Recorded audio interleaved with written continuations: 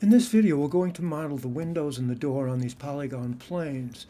To do so, we'll be using the multi-cut tool, the edge loop tool, and the extrude tool.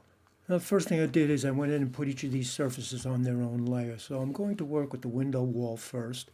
So I'll just turn off the one with the door panel and the back wall. And now I have the one surface to navigate around. Now, I'll start by putting my edge loop tool in. The edge loop tool is this little window pane with the orange dashes going through it. And I'll start by just clicking anywhere on the vertical edge of either side of the polygon plane.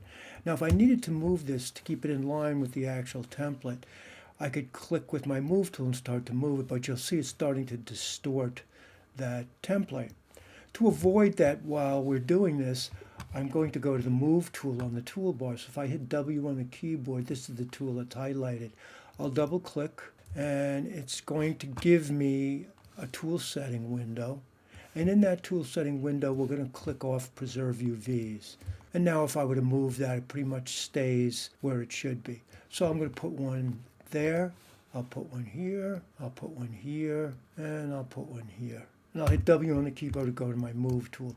Now, we've also, in the upper left-hand corner of the perspective window here, I've put my references so I can see how many polygon faces I have. I'll go ahead and I'll turn off the door panel and the back panel so we can concentrate on this.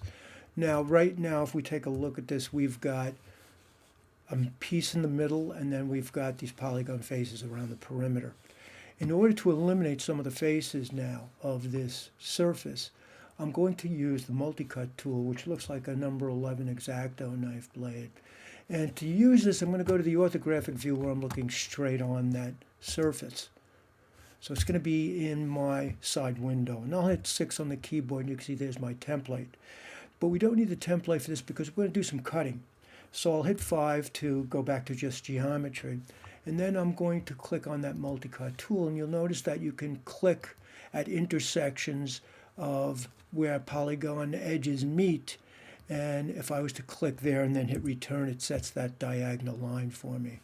And I want to do that around the perimeter because we're going to isolate and use this middle as our panel for the windows. So I'll come over to this side, I'll click there, hit return, and then I'll click here at that corner, and I'll hit return, and I'll hit W on the keyboard to get out of that tool function. Unless you hit W, it stays in that function. We can get kind of messy. Now, if we take a look now, we see that our face count is 13. What I'm going to do now is I'm going to right click and I'm going to choose edge, and I'm going to select the horizontal and vertical edges that we have around that panel that's going to be our windows. And if I shift select them, and I was to hit Command Delete or go to Edit Mesh, and you'll see the function to delete edge or vertex. It's the same key function there as well. Okay, so now we've got this, we've eliminated, if we take a look now, we've got a face count of 5. So this is very efficient for modeling, whether it's for game environments or animation. Now we need to put the panels in, the separate panels for the windows that appear on this wall. Now to do that, I'll hit 5 on the keyboard. I'm going to right click and I'm going to choose face. And I'll select the face here. I'm going to be using this extract function to separate this out from the rest of the faces often enough. So I'm going to hold down Command Shift. I'll go to Edit Mesh at the top of the user interface, and I'll choose Extract. Now with that face chosen, I'll click on Extract. And I'll right click, return to my object mode. And then if I click on the panel in the middle, we can see it's been separated out. So if I was to go to my perspective view now and hit W on the keyboard, I'll center the pivot and freeze the transforms. So I'm going to go ahead and put my center pivot icon on, and I'll click on it. So if I were to pull that out forward, there's that separate piece of geometry that we're going to put these windows on. So what we need to do now is use our edge loop tool to cut this vertically to get the amount of pieces we need here. So it appears we need 3 extra lines here. So I'm going to go to the toolbar at the top, and in Mesh Tools I'll go to Insert Edge Loop, and then I'm going to the Attributes. I'm going to set it for multiple loops, and I'll change the amount to 3, hit return, click OK. And now if I was to click anywhere on horizontal edge at the top or bottom and click, it puts in those extra edges for me. Now all we need to do is extrude this so that we can make the windows a little bit more three-dimensional. I've hit W to return to my Move tool.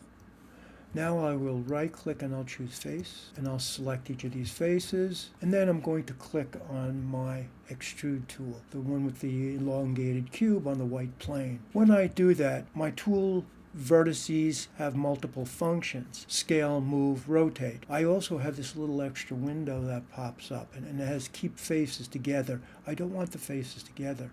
So all I need to do is click on the word N, and you'll see the text turns yellow and the word off appears.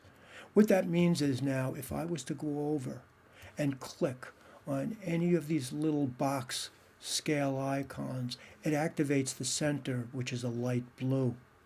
I'll click on that and I'll drag down to the lower left-hand corner, and you can see now that each of these panels or faces has another separate face built into it. Now I want to make this more three-dimensional than this. I'm going to click on my extrude tool again, or hit G, that's the key quick, and now I can pull it back and give it a little bit more dimension. Now at this point you can start to add a little more detail if you want, or change the contours of these new faces. But I'm going to leave it at that because I need to go around the outside edge now and make that thicker. I'll right click and I'll choose edge, and you should be able to double click on any of these edges on the outside and you'll see that it selects all of them. I hit 4 on the keyboard so I can see the wireframe to confirm that. I'll hit 5 again. Once again, I'm going to click on my extrude tool, and I could leave it right where it is, or I could click on this little blue dial to center the pivot for the extrude tool, and then I'll pull it back. I have what I want now, so I'll right click, return to my object mode, hit W on the keyboard, freeze the transforms, delete by type history, and then I'm going to place it against the wall.